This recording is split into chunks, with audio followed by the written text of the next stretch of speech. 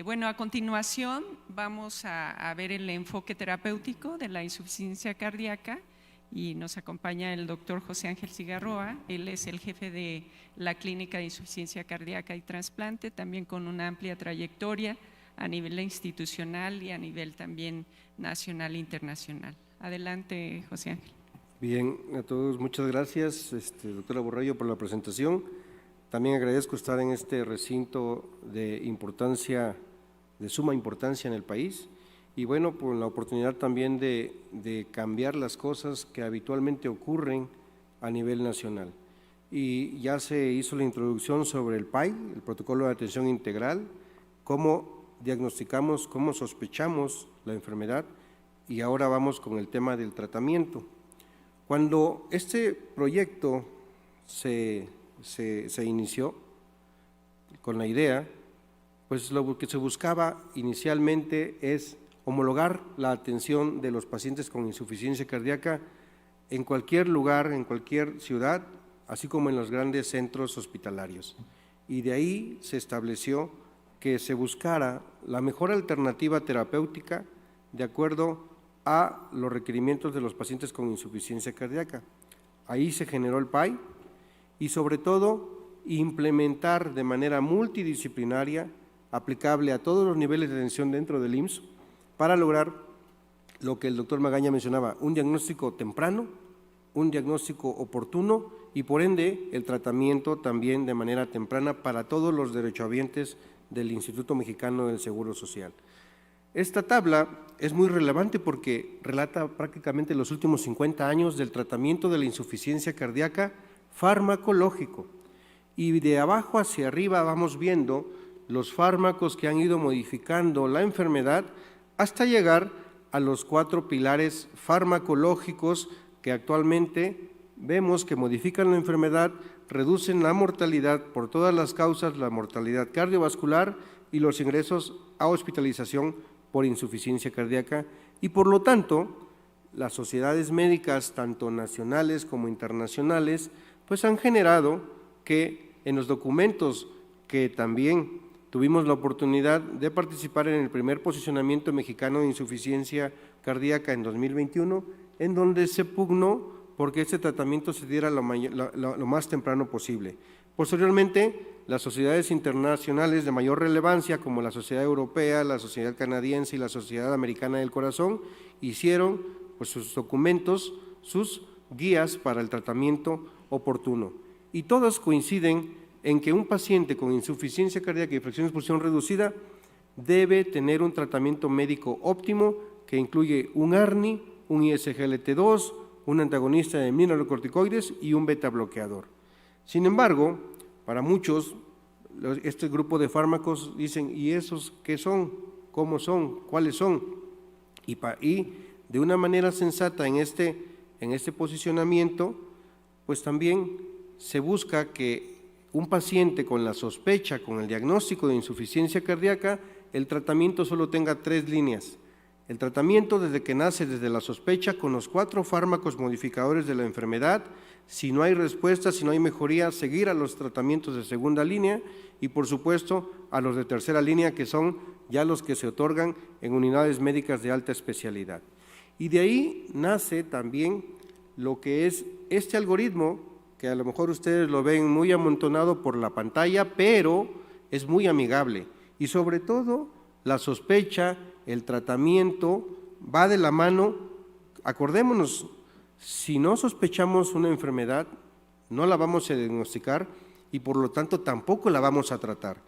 Las pautas que da el PAI es precisamente desde la sospecha, qué hacer con las pruebas más básicas y fundamentales y una vez que tenemos el diagnóstico, pues automáticamente nuestro médico de primer contacto, el médico familiar, que como ustedes saben a nivel institucional es el que ve el grueso de la atención médica en el país y por lo tanto, una vez que el paciente ya es sospechado, ya se inicia el tratamiento desde la primera consulta, lo cual cambia a lo que estamos habitualmente acostumbrados a que un médico sospecha la enfermedad y lo deriva con el especialista.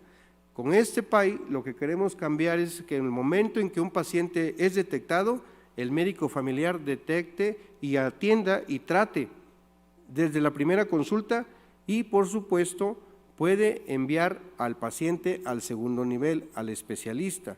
Y sobre todo, le decimos cómo establecer en qué condición clínica está, pero a su vez el diagnóstico de insuficiencia cardíaca, cómo se debe de hacer, y no solamente cómo se debe de hacer el diagnóstico, sino cómo tratarlo.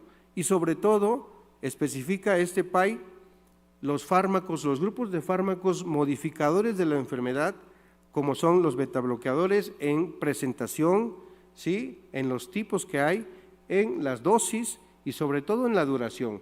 Estos pacientes con insuficiencia cardíaca, el tratamiento es por tiempo indefinido.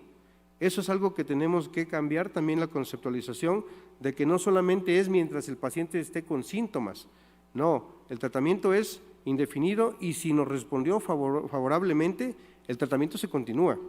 Esto es parte de lo que el PAI menciona cuando le decimos en el algoritmo, vete al cuadro 12 para que veas qué tratamiento requiere el paciente. Pero sobre todo, y lo fabuloso, es que estos fármacos ya están dentro del Catálogo Nacional de Medicamentos y dentro del IMSS. Cuando nos referimos a los IECAS, pues también aquí tenemos el enalapril, el captopril, los ARA2, sobre todo en dosis y sobre todo cómo empezar el tratamiento.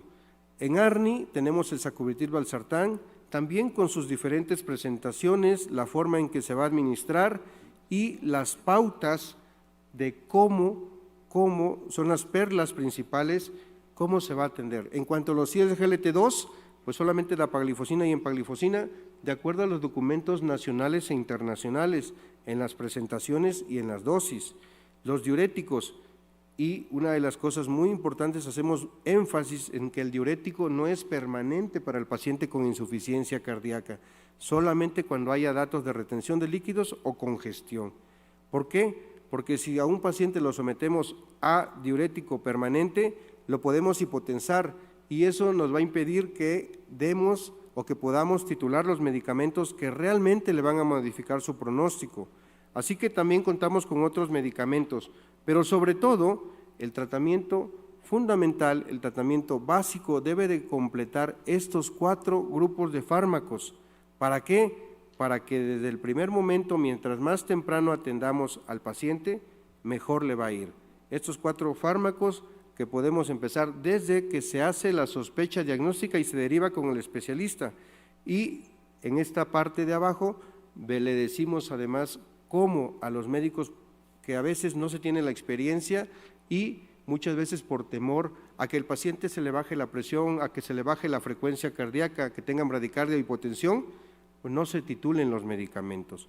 Entonces, también en el segundo nivel, una vez que el paciente llega derivado del médico familiar, pues se establezcan las pautas y sobre todo las causas etiológicas, porque muchas de estas causas, muchas de estas etiologías tienen tratamiento y que algunas veces pueden ser curativos, o por lo menos vamos a lograr que la enfermedad se estabilice y que no progrese a una enfermedad discapacitante para el paciente, para la familia, incluso laboral y económicamente. Así que esto lleva a que en el segundo nivel de atención, una vez que vemos que el paciente lo tratamos de hacer un poco acortado para que se pueda ver y visualizar de esta manera, en donde una vez que tenemos ya la confirmación de la insuficiencia cardíaca, el médico de segundo nivel atienda, trate, titule el fármaco y si es necesario buscar la causa. Aquí en el cuadro en amarillo vamos a ver si el paciente puede requerir una cirugía, una intervención, una prótesis aórtica transcatéter, un dispositivo de alta energía como desfibrilador, resincronizador o puede requerir hasta un trasplante.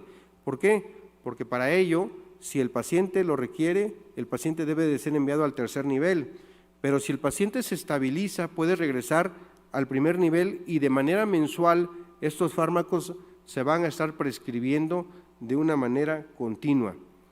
Ahora, mencionamos la manera de cómo hacerlo. En el PAI vienen estos algoritmos también en donde se identifica, de acuerdo a la presión y de acuerdo a la frecuencia cardíaca, cómo empezar o los IECAS o el ARNI y los betabloqueadores, de una manera muy amigable, de una manera sencilla, para que el médico que lo atiende vea, trate, titule sobre todo. Y en el tercer nivel volvemos a lo mismo, llega del segundo nivel el paciente referido, establecemos si existe alguna causa que podamos corregir y si no, en un tiempo récord, pensar en protocolizar al paciente para un trasplante cardíaco. Ahora, muchos pacientes también pueden llegar en una etapa ya muy avanzada, en donde ya no podamos ofrecerle nada, pero sí calidad al final de la vida, y para ello también especificamos que se mande un paciente a cuidados paliativos. Entonces, esto es en conjunto, ustedes van a ver en el PAI estos algoritmos de tratamiento, de manejo y sobre todo cómo y por qué. Estos fármacos, al final y al cabo, en segundo y tercer nivel, dice, habitualmente estamos acostumbrados a escuchar 4 pilares, 4 fantásticos, aquí decimos que son 5, porque ese quinto elemento es la rehabilitación cardíaca.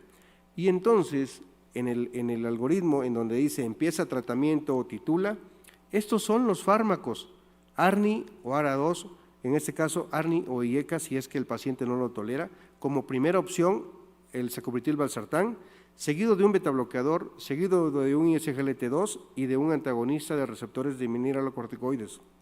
Esos 4 fármacos más la rehabilitación hacen en conjunto la terapia modificadora de la enfermedad para los pacientes, y estas son primeras opciones en donde desde que empezamos a tratar al paciente hay que pensar en este grupo farmacológico y sobre todo las perlas de que solo en presencia de edema o datos de congestión pulmonar hay que usar los diuréticos, y sobre todo estas perlas adicional que en donde debemos indicarle al paciente, al médico, que empezar con las dosis bajas y que titulemos de manera adecuada en un tiempo de cada mes, cada 2 meses, porque sabemos también que las consultas en primer nivel no son cada semana, a veces no es posible, pero por lo menos cada 4 semanas hacer la titulación, eso va a cambiar drásticamente el pronóstico de los pacientes. Así como también sabemos que algunos fármacos pueden hipotensar cuando se toman en conjunto. Las cuestiones importantes es que se separen, pero todo eso viene aquí en el PAI, de una manera muy resumida en estos 15 minutos que hemos hablado, pues se establece que cierto grupo de pacientes puedan requerir fármacos que tradicionalmente se daban como la digoxina, solo en casos especiales. Y por lo tanto, evaluar la respuesta al tratamiento. ¿Por qué? El cómo y por qué optimizar el tratamiento modificador de la enfermedad se resume en esta tabla también. Mientras más temprano atendamos al paciente y lo tratemos y le demos los fármacos que realmente le van a ayudar para evitar la progresión, para mejorar su calidad de vida, el pronóstico, las hospitalizaciones y la mortalidad, reducirla, vemos que cada uno de estos fármacos, ¿sí?, que mencionamos, los 4 fármacos, hay que iniciarlos desde el día 1. Desde el día 1 es el día que vemos al paciente. Idealmente, cada 2 semanas, entre 1 a 2 semanas, hay que titular. Esto nos dice cómo. Entre 4 semanas ya debemos haber titulado más al paciente, y en las 6 semanas, en promedio 8, debemos de mantener estos fármacos. ¿Para qué? Para que con ello reduzcamos las hospitalizaciones, la mortalidad hasta en un 74% del riesgo relativo en cada paciente con insuficiencia cardíaca. Por eso es importante la atención temprana y oportuna. Nosotros dentro del PAI lo que queremos es, en este caso clínico muy rápido, establecer este código de insuficiencia cardíaca y trasplante con el PAI, en donde en este ejemplo, hombre, 56 años de edad, antecedente de diabetes, hipertensión y obesidad, ya vimos que son los jinetes del apocalipsis que tiene nuestra población, con antecedente de 2 infartos, en los cuales uno fue hace 10 años, otro 4 años, ya llevado a cirugía de revascularización en 2016 y que acude a consulta por disnea de medianos esfuerzos, fatiga y edema periférico. Por lo tanto, llega con el paciente llega con el médico de primer nivel y sobre todo hace la sospecha diagnóstico, pero inicia el tratamiento y lo deriva al segundo nivel. El médico del segundo nivel titula el tratamiento y esta titulación puede girar a que el paciente mejore. Si mejora, el paciente puede tener una consulta entre 4 y 6 meses y mensualmente lo va a ver su médico familiar para prescripción farmacológica, y si no mejora, enviarlo al tercer nivel para que con los protocolos que tenemos optimicemos las alternativas de tercer nivel, como son el trasplante cardíaco. Y con esto termino, les agradezco su atención, muchas gracias. Muchas gracias, doctor José Ángel Cigarroa.